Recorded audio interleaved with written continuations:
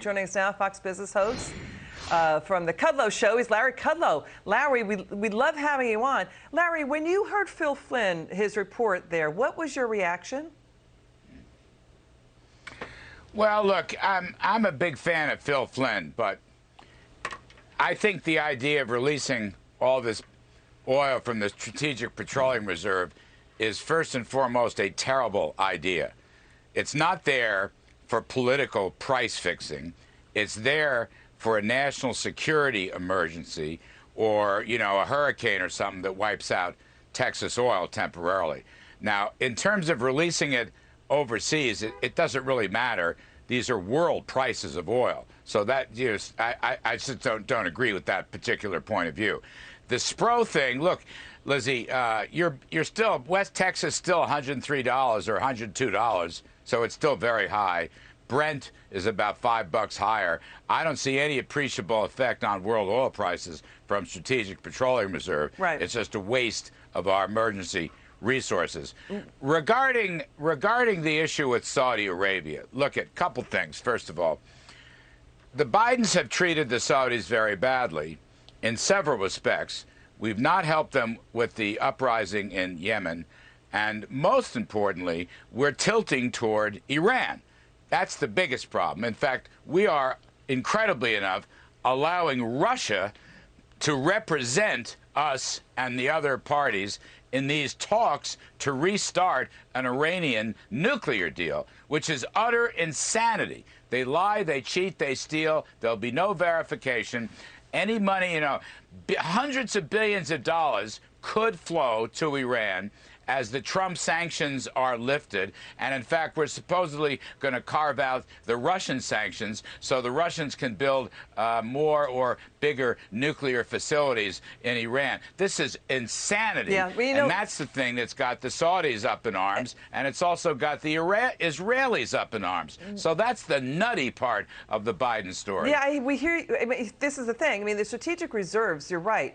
They came up after Nixon. They were for crises. They're not for nickel and dime moves, literally, to lower gas prices. And it is a world market in oil. But it's just, so what we're talking about here, Larry, is Biden's energy policy is more like Build Back Badly. The Dallas Federal Reserve is warning gas is about to go up a lot because OPEC cannot fill the oil supply gap due to capacity constraints. So the question is, why isn't Biden opening the spigots on U.S. energy now?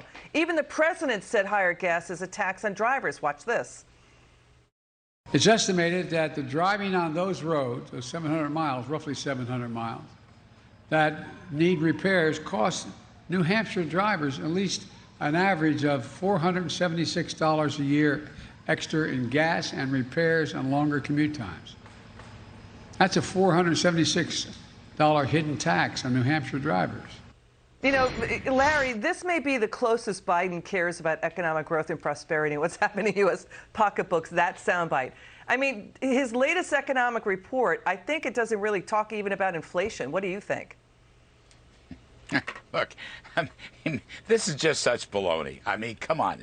This Biden is just such baloney. First of all, his administration, the White House, just put out these new NEPA permitting rules, which will basically, because of the environmental restrictions, layer after layer, they've completely reversed Trump's reform of NEPA. So you are not going to see any drilling. You are not going to see any pipelines. You are not going to see any increase in bridges and roads and tunnels and highways. Okay, I want to emphasize this point. I don't think it's gotten enough attention.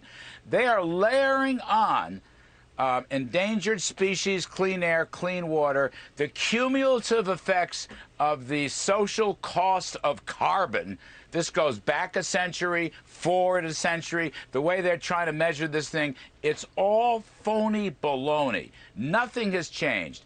Biden may open up a tiny slice of leasing on federal lands, but they won't grant the permits to do the leasing. That's right. As everybody knows. That's it. So he is still governed. He is still being governed by the radical left enviros in the White House and throughout the administration. I mean, honestly, they're putting out these new NEPA permitting instructions, which will, by the way, it will completely subvert the so-called infrastructure bill, the $1.2 trillion, although that was only 10% let's going to stay on that highways. for a second, because the IMF, Larry, is warning that energy and inflation costs will rise to, quote, intolerable levels worldwide.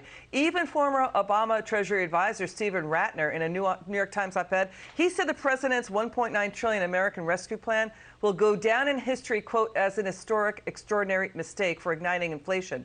But Jen Psaki said rising prices are, quote, a good thing. They mean more people are buying goods. I mean, so they're all over the map on this, Larry. Your final word. Look, I will say Steve Ratner got it right one time in a row. Okay, so good for him. He's exactly right. You can't just keep borrowing and printing money. And the result of that, this is not Putin's inflation. This is Biden's inflation. And we're nowhere near the peak of inflation. We're in a stagflation position, Liz. It's not going to end well in the next couple of years. That's about all I can say. You know what? You want to get down bring gasoline prices down. Drill, drill, drill, permit, permit, permit, okay? Pipeline, pipeline, pipeline. The Bidens won't do it because of these radical notions. And here's the last point. It's not only so bad that they want to destroy fossil fuels. They have no alternative strategy. Okay, right. Windmills and solar is not an alternative strategy.